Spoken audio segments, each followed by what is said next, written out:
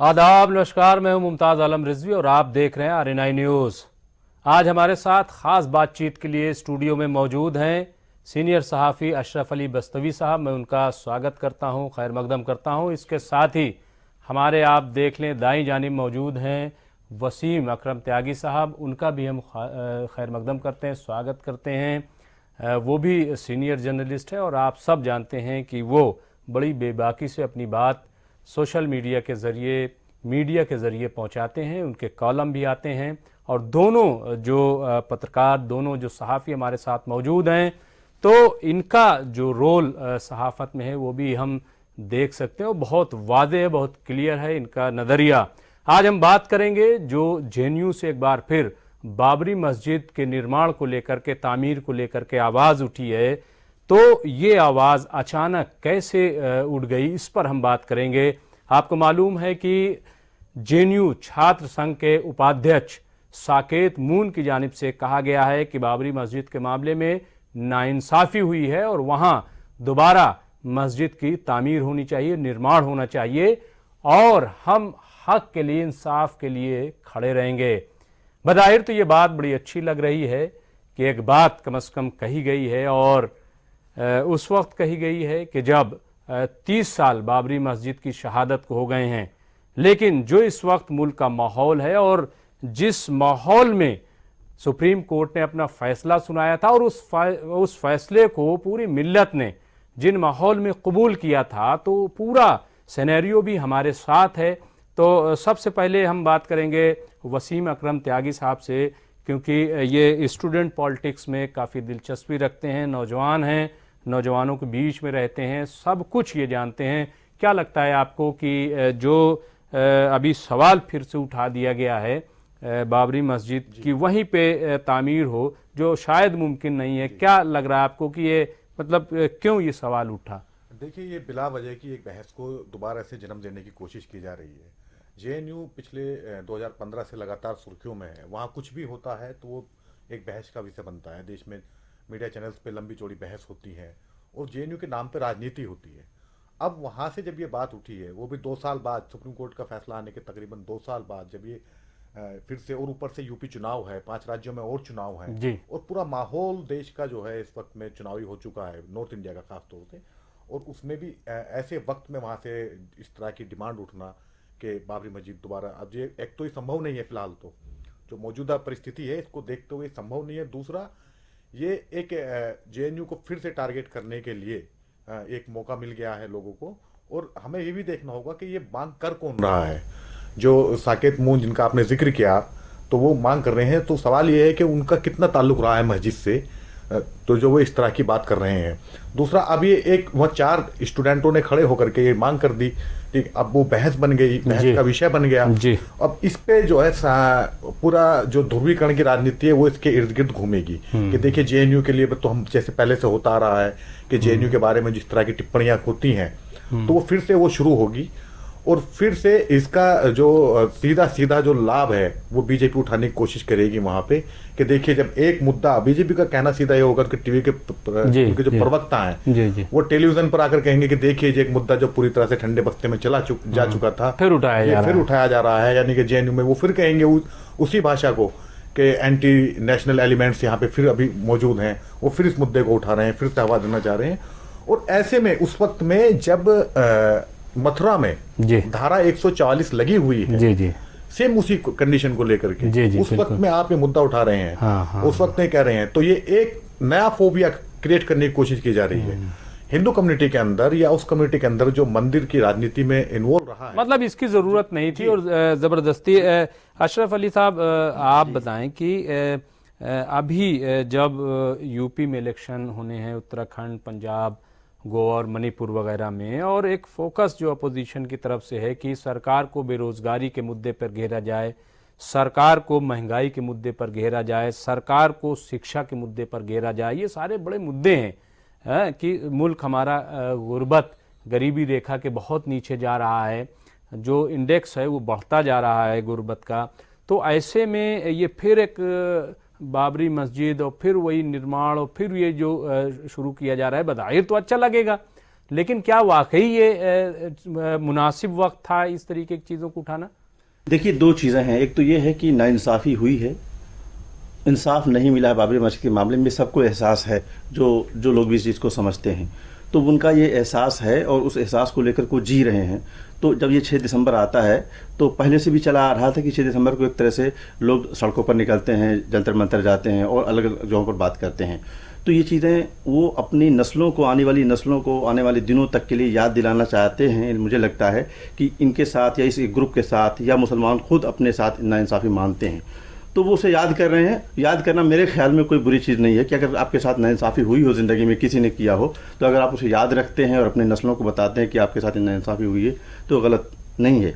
दूसरी बात, जहाँ तक आपने कही कि इलेक्शन का जो मौका उत्तर प्रदेश के अंदर है और हालात मुल्क के इस तरह के हैं, इन हालात में आपको एक बड़ी जो एक तरह से शिद्दत पसंद पार्टी कह सकते हैं जो इस इक़्तिदार में है, उसको आपको पीछे धकेलना है। तो उसके लिए जो सियासी आपकी हिकमत अमली है, उसका तकाजा यह है कि इस वक्त उन तमाम मुद्दों को उठाना चाहिए कि जहाँ पर ये सरकार नाकाम रही है।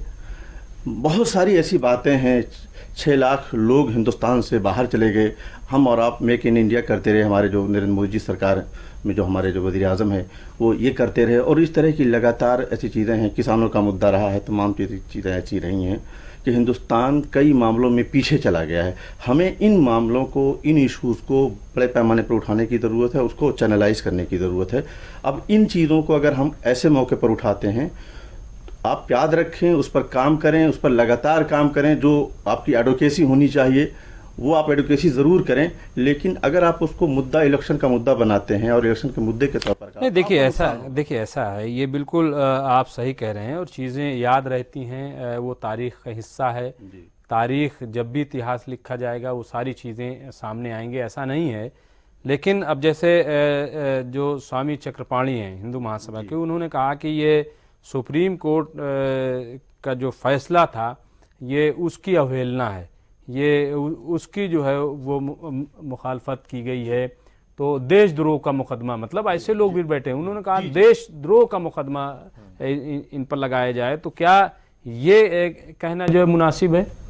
नहीं, देखिए, देशद्रोह का तो नहीं, क्योंकि देशद्रोह का मुकदमा तो उन पे भी नहीं लगा है जिन्होंने यहाँ पे गांधी को किनारे करके गोडसे का महिमा मंडन किया है, रहे हैं। तो देशद्रोह, हर चीज में देशद्रोह कहना तो सही नहीं है, लेकिन ये सुप्रीम कोर्ट ने भी इसके उसमें जिस तरह से ये मुद्दा उठाया गया है, बीजेपी को एक मुद्दा और दिया गया है जी सांप्रदायिकता की राजनीति करने के लिए। वो अपने वोट बैंक को टारगेट करेगा ये कहकर कि देखिए ये सुप्रीम कोर्ट को भी नहीं मानता है, ये जो गैंग है जिसको टुकड़े टुकड़े गैंग बोलते हैं, उसी के नाम से कि सुप्रीम कोर्ट को भी नहीं मानता है, ये देश के संविधान को भी नहीं मानता है, ये आपकी आस्था के भी खिलाफ है। ये सारे मुद्दे उठाए जाएंगे और ये सारा जेएनयू को टारगेट करके पूरा ध्रुवीकरण कराने के लिए कि एक तरह से इन्होंने जहां कोशिश की जा रही थी ये कि किस तरह सांप्रदायिक ताकतों को हराया जाए, किस तरह उन्हें सत्ता से बेदखल किया जाए, उस वक्त में इस तरह का मुद्दा दे देना और उस समाज, उस पार्टी को, जो पार्टी सिर्फ इसी के सहारे जिंदा हुई है, इसी के सहारे अपने वजूद में आई है, इसी के सहारे उस सत्ता के शिखर पे पहुंची है, तो उसे तो एक संजीवनी बूटी की तरह है।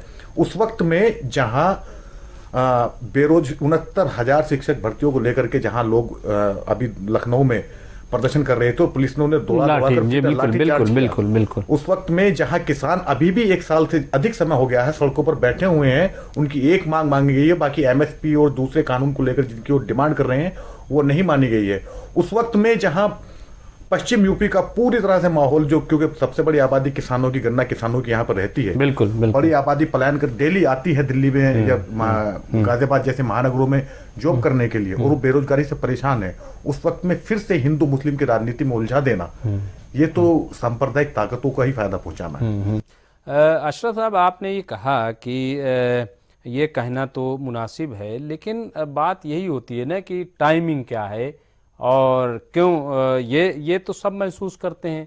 हाँ, और सलमान खुर्शीद ने जो किताब लिखी है तो उसमें उन्होंने जो बात कही है कि ये जो सुप्रीम कोर्ट ने जो अपना खुसूसी जो इख्तियार का इस्तेमाल किया है 142 का, तो यही था कि कम से कम मुल्क में शांति रहे, अमन रहे और मुल्क जो है वो विकास की तरफ बढ़े, ना कि आपस में टकराव की सूरत में। तो निर्माण की बात कहाँ से, मतलब वहीं पे फिर निर्माण अभी जो है, मतलब ये 2 साल बाद निर्माण बाद कहाँ से ये आपको लग रहा है? और जबकि अभी अयोध्या के बाद काशी की बात भी हो रही है, मथुरा की भी बात शुरू हो गई साहब, और वहाँ धारा 144 तक लागू हो गई कि ऐसे हालात, तो मतलब ये जेएनयू को कहाँ से ये अचानक ख्याल आ गया? असल में जेएनयू इस तरह से हमेशा से हिंदुस्तान की जो हुकूमत इस वक्त है, और वो उसको क्रिटिसिज्म करने के लिए वहाँ से एक सेंटर के तौर पर गुज़िश्ता 7 साल से आपने देखा मुख्तलिफ मौकों पर। नहीं, हमने पहले भी देखा है, हम भी स्टूडेंट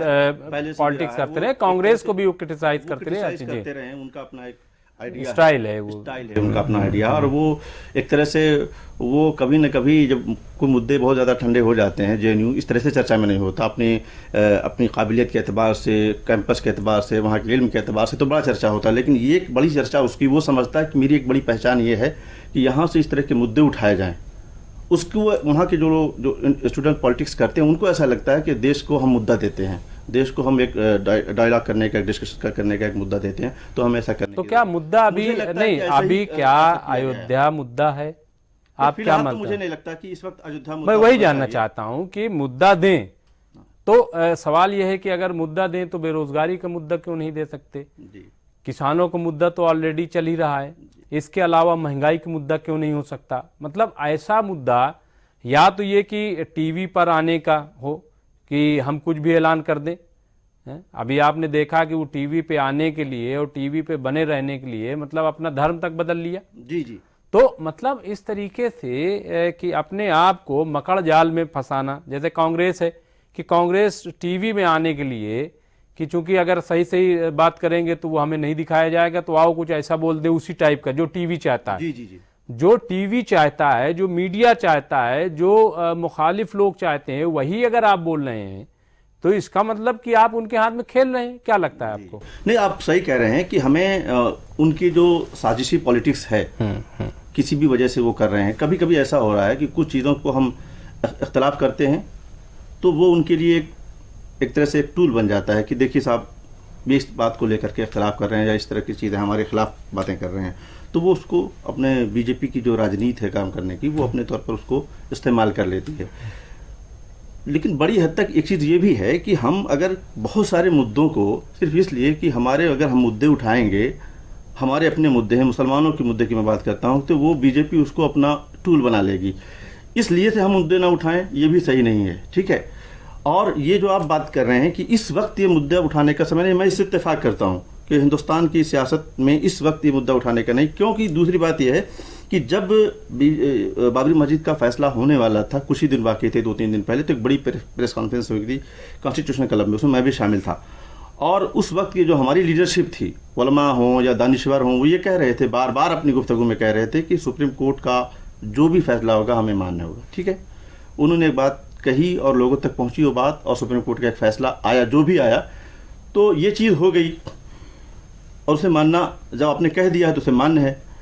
तो मुझे लगता है कि उन्हें अब आकर के बात काउंटर करना चाहिए कि हमने जब इस चीज़ को, फैसले को ये कह दिया था कि जो भी फैसला होगा, हमने ये नहीं कहा था कि हमारे हक में होगा या हमारे खिलाफ होगा, जो भी फैसला होगा मान्य होगा। तो उस ग्रुप को अब आकर के बताना चाहिए कि इस तरह की इस वक्त सियासत करने का समय नहीं है। अलबत्ता जो नाइंसाफ़ी हुई है, मैं एक बार फिर कहता हूं कि वह नाइंसाफ़ी किसी के भी साथ हुई हो, उसे याद रखना चाहिए, उसका मौका आने देना चाहिए, उस मौके तक आपको पहुंचना चाहिए। देखिए, पैदा करें, तब आप उस पर सवाल उठाएं। देखिए, आपकी बात बिल्कुल सही है, और सुप्रीम कोर्ट का जो फैसला है वो सिर्फ ये तो नहीं है कि अयोध्या में सिर्फ राम मंदिर की तामीर होगी, बल्कि एक मस्जिद के लिए भी कहा गया। ये भी कहा गया कि जो 6 दिसंबर 1992 के हुआ वो ठीक नहीं हुआ था, वो मुजरिमाना जो है, वो एक क्रिमिनल जो है वो एक्टिविटीज़ थी। ये सब कही गई, ऐसा नहीं है कि नहीं कही गई, लेकिन बात वक्त की है। बात जो है, देखिए आप ये कह रहे हैं, लेकिन अभी सीए का जब मुद्दा उठा तो उस पर भी लोगों ने एतराज़ किया कि अभी ये वक्त नहीं है, अभी ये वक्त नहीं है कि इसको उठाया जाए। भाई सरकार इम्प्लीमेंट तो करे। तो बहरहाल ये हम आखिरी गुफ्तगू बस कि आखिरी बात आप क्या कहना चाहेंगे कि ये जो मामला अभी उठाया गया है, तो इसको किस तरीके से आप आखिरी जुमले में कहेंगे? फिलहाल ये फिजूल का मुद्दा है जिसको हवा दी जा रही है। फिलहाल जरूरत तो इस चीज की थी कि दिल्ली से ही करीब में सटे हुए, क्योंकि आप मुस्लिम मामलों में बहुत कट्टर माने जाते हैं और आपके जो ट्वीट हैं वो बहुत खतरनाक होते हैं, लेकिन आप अगर कह रहे हैं तो मैं समझता हूं कि जी मैं इसीलिए आपसे बात कर रहा हूं। फिलहाल जरूरत इस चीज की थी कि जिस तरह की रोजाना दक्षिणपंथी हर जुमे के दिन गुरुग्राम में जाकर के नमाज में बाधा पहुंचाने की कोशिश करते हैं, तो पहले वहां तो नमाज अदा की जाए। जहां मंदिर बन रहा है वहां पे आप फिर से बाबरी मस्जिद बनाने के लिए आप कर रहे हैं, तो एक तरह से सांप्रदायिक ताकतों को मौका दे रहे हैं। दिल्ली में कितनी मस्जिदें हैं जिनमें 5 वक्त की नमाज नहीं होती? वो ASI मैंने खबरें की हैं। जी ASI के कब्जे में है। 52-55 मस्जिदें हैं। जी तो ASI के कब्जे में है वो मस्जिदें, तो उनका तो ताला खुला जाए। एक बाबरी मस्जिद का नाम लेकर आप हजारों मस्जिदें जो इस देश में बंद पड़ी हुई हैं जिनमें नमाजें नहीं होती, तो उन्हें आप इग्नोर कर रहे हैं। तो अगर आवाज ही उठानी है, आप चाहते हैं कि इंसाफ नहीं हुआ है और इंसाफ चाहते हैं, तो उन मस्जिदों की ताला खुलवाइए। उनमें मुसलमानों को जो गुरुग्राम में 19 वक्त की प्रॉपर्टियां हैं 19 जगह पे, जहाँ पे नमाज जो जिन पर मस्जिद कुल मिला करके मतलब ये जो इशू है ये बिला जो क्या लग रहा है अशरफ साहब? अभी जब वो मैं इस बात से तो इत्तेफाक करता हूँ कि इस वक्त ये मुद्दा उठाने का इस तरह से जिस तरह से उठाया गया है नहीं वक्त है, लेकिन ये मुद्दा है और ये रहेगा, क्योंकि एक जो बाबरी मस्जिद को लेकर के जो पूरे हिंदुस्तान का मुसलमान एक सिंबॉलिक तौर पर उसको वो मान रहा था। अच्छा, एक बात और कही जा रही थी, मैं आपको बता दूं कि कहा जा रहा था कि बाबरी मस्जिद को दे दिया जाए, उन्हें कंसेंसस से दे दिया जाए, ताकि तमाम चीज़ें फिर नॉर्मल हो जाएंगी और किसी चीज़ पर कोई किसी का मुतालबा फिर बाकी नहीं रहेगा। लेकिन आप देख रहे हैं कि अब कोर्ट ने उन्हें दे दिया, उसके बावजूद भी दूसरी चीज़ें उनको लगी हुई हैं कि एक के बाद दी गई चीज़ें। तो ये मुद्दा हिंदुस्तान में रहेगा मुझे लगता है, और हम तमाम लोगों को लेकिन हिकमत के साथ टाइमिंग का ख्याल रखना होगा। हम किसी के बताए हुए टाइमिंग में फंस जाते हैं। हाँ, मतलब कोई मुद्दा दे दिया जाए, हम ये उससे अपने हाथ में गेंद लेने से पहले ये सोचें क्या ये मेरे लिए इस वक्त इसको कैच करना मुनासिब है, उठाना मुनासिब है, मुद्दा बनाना अपना मुनासिब है। इसकी समझ हमें पैदा करनी होगी हमारी कम्युनिटी के अंदर, हमारी लीडरशिप के अंदर, जो बयान देती है टीवी पर जा करके कि हमारा मुद्दा है, हमारे साथ नाइंसाफ़ी हुई है, हम इस पर ज़रूर बात करेंगे, एडवोकेसी करेंगे, सब कुछ करेंगे, लेकिन हम अपने तौर पर अपनी टाइमिंग का समझ और चीज़ों को देखेंगे, उस वक्त हम इस पर दबाव बनाएंगे। लेकिन हम आपके दिए हुए मुद्दों को जो आपके मकड़ जाल में नहीं फंसेंगे। हाँ। इस बार इसको तो बहरहाल बहुत बहुत शुक्रिया वसीम अकरम त्यागी साहब और अशरफ अली बस्तवी साहब, बहुत बहुत शुक्रिया कि आपने एक अहम मुद्दे पर बात की। और मीर अनीस का एक मिसरा है कि हर सुखन मौकाओ हर नुक्ता मकाम दारद, कि कौन सी बात कब कहनी है और कौन सा नुक्ता, कौन सा पॉइंट जो है वो कहाँ पे लगाना है, ये अगर समझ आ जाए तो वही आदमी बुद्धिजीवी कहलाता है, वही आदमी पढ़ा लिखा कहलाता है। तो ये हमें ज़रूर देखना चाहिए। जो नाइंसाफ़ी हुई है जाहिर है कि उसके ख़िलाफ़ आवाज़ उठेगी, आज नहीं तो कल उठेगी, और इंसाफ का तकाज़ा हमेशा किया जाता रहा है, चाहे वो पाषाण काल रहा हो और चाहे आज ये तरक्की याफ्ता दौर हो। तो इस तरीके की बातें होती रहेंगी, इंसाफ का तकाज़ा होता रहेगा, नाइंसाफ़ी के ख़िलाफ़ आवाज़ उठती रहेगी। हम भी नाइंसाफ़ी के ख़िलाफ़ बोलते रहेंगे। तो आप देखते रहिए RNI न्यूज़। शुक्रिया।